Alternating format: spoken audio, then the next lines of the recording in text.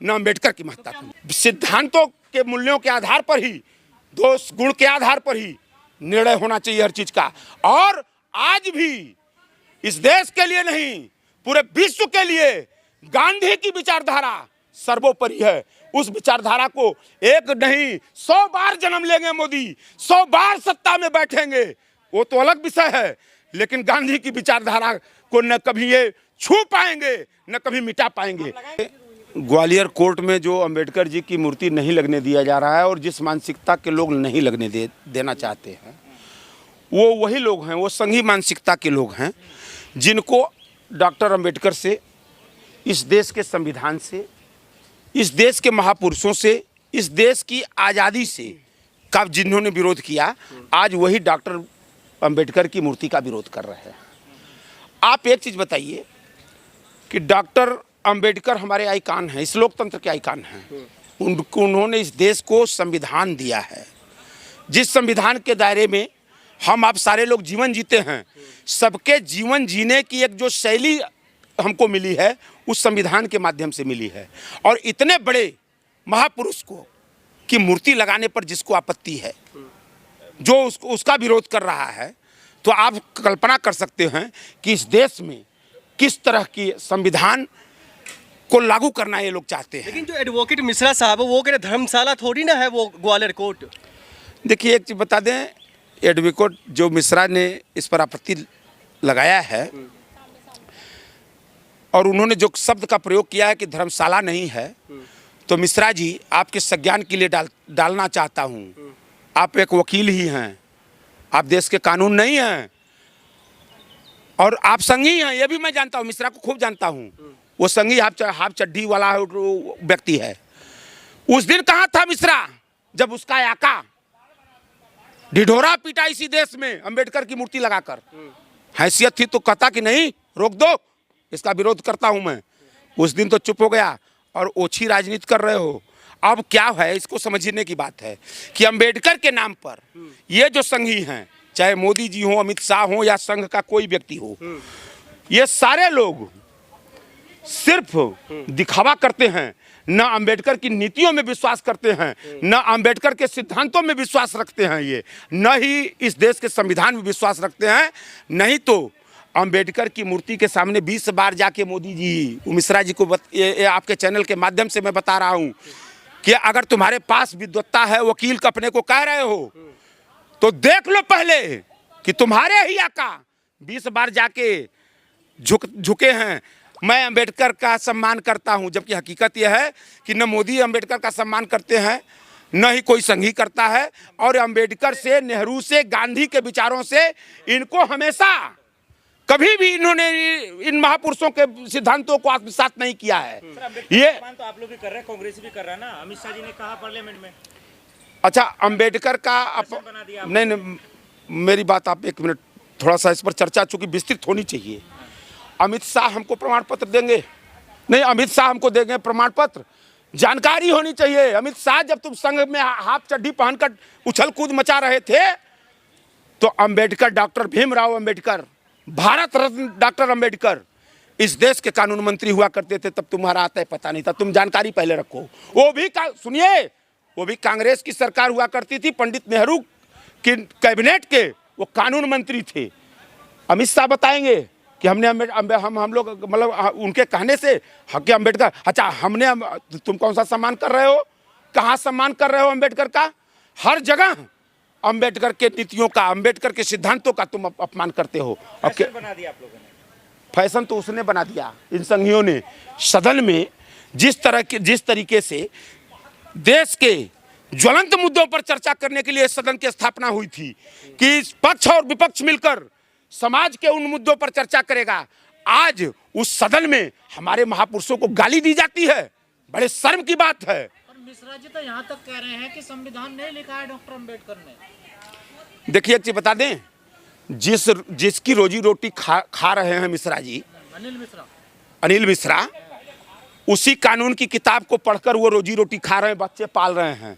पहले तो वो जाने कि अगर मिश्रा कि उन्होंने संविधान नहीं लिखा है, तुम ऐसा अगर कह रहे हो और उसी संविधान और कानून की किताब पलटकर तुम अपनी रोजी रोटी और पेट पाल रहे हो। तुम दोहरा चरित्र, ये दोगला चरित्र, दोहरा नहीं दोगला चरित्र, ये कोई संघी ही दिखला सकता है, ये संघी ही दिखला सकता है। कि मंदिर में बाबा साहब की मूर्ति नहीं लगेगी तो फिर कहाँ लगेगी बताइए? ये बात ये नहीं, ये प्रश्न बहुत बेहतरीन प्रश्न आपका है। ये उन संघियों से पूछिए, पूछना चाहिए आप जैसे विद्वान पत्रकारों को कि बाबा साहब भीमराव अंबेडकर की मूर्ति, पंडित जवाहरलाल नेहरू की मूर्ति, राष्ट्रपिता महात्मा गांधी की मूर्ति अगर देश के उन सर्वोच्च स्थानों पर नहीं लगेगी तो क्या सावरकर की मूर्ति लगेगी रे संघियों? बताओ ना। सावरकर की मूर्ति जिसने माफीनामा लिखा है उसकी मूर्ति और नहीं तो धाकड़ का लगवा दो, लगवाओ धाकड़ का। उसी नहीं, जिस पोजीशन में उसकी वीडियो वायरल हुई है उसी पोजीशन में लेकर लगवा दो। चूंकि देश को तो उसी दिशा की तरफ तुम लोग ले ही जाना चाह रहे हो। ये संघी जो हैं उसी दिशा की तरफ ले जाना चाहते हैं। जो कर्म इनके धाकड़ कर रहे हैं, कुलदीप सेंगर कर रहे हैं, जो कर्म इनके अभी वो ब्रजभूषण शरण सिंह ने किया है, जिस कर्म को अभी एक बलिया के इनके 80 बरस के नेता वो पता नहीं कौन सी दवाई खाकर मतलब बौराया हुआ है। संघी इतने निर्लज्ज होते हैं कि पूरा, अभी आपने देखा कि एक जिला अध्यक्ष की वीडियो वायरल हो रही थी।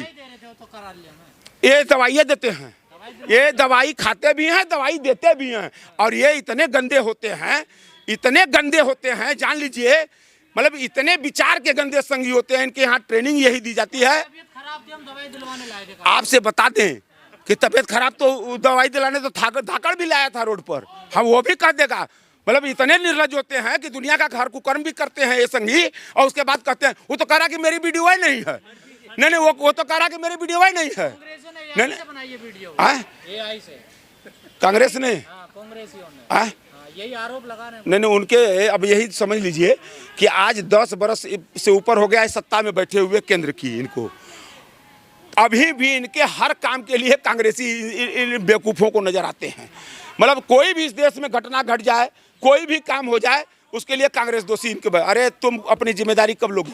सत्ता में बैठे हो। लेकिन एक बात समझ में नहीं आ रही उपाध्याय जी, आप भी ब्राह्मण हैं, आप तो समर्थन कर रहे हैं बाबा साहब की मूर्ति का, लेकिन पवन पाठक, अनिल मिश्रा जैसे लोग क्यों विरोध कर रहे हैं? अब एक चीज अंतर कैसे है दोनों? नहीं अंतर है। देखिए ब्राह्मण होना, देखिए इसका मूल्यांकन आप ब्राह्मण से नहीं कर सकते हैं। यह देश विचारों से चलता है, यह देश विचारों सिद्धांतों से चलता है। सिद्धांतों के का मोल होता है। उस समय भी 2 सिद्धांत थे, एक सिद्धांत थे हिंदू महासभा के, मुस्लिम लीग के, और एक सिद्धांत गांधी के थे। एक सिद्धांत गांधी के थे तो गांधी के साथ क्या इस देश का ब्राह्मण नहीं खड़ा था? बहुसंख्या में खड़ा था। आप इसको समझिए, ये समझने की चीज है। और सावरकर भी ब्राह्मण था, सावरकर गोलवरकर भी ब्राह्मण था, लेकिन कई % ब्राह्मण उनके साथ खड़े थे।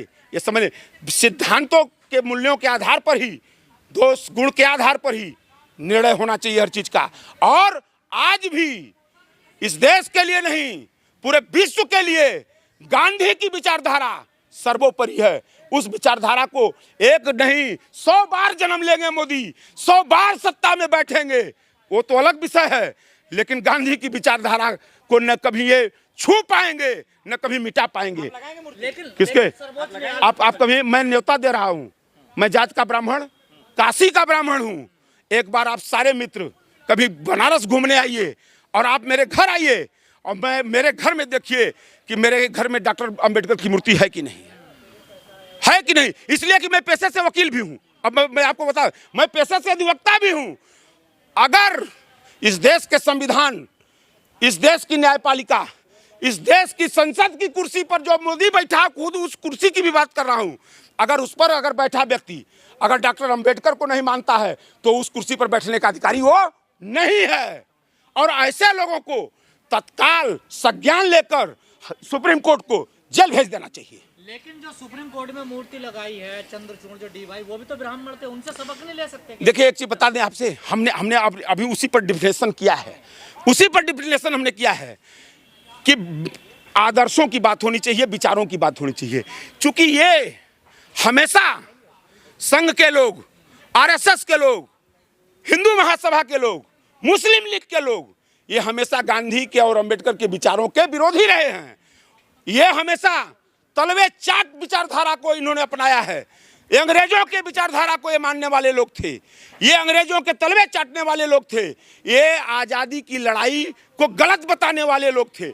इनसे आप अंबेडकर के और गांधी के और नेहरू के आदर्शों की बात करेंगे या नेहरू के संदर्भ में बात करेंगे, ये कभी न माने हैं न कभी मानेंगे। लेकिन इनके मानने से न मानने से न नेहरू की महत्ता कम होगी, न गांधी की महत्ता कम होगी, न अंबेडकर की महत्ता कम।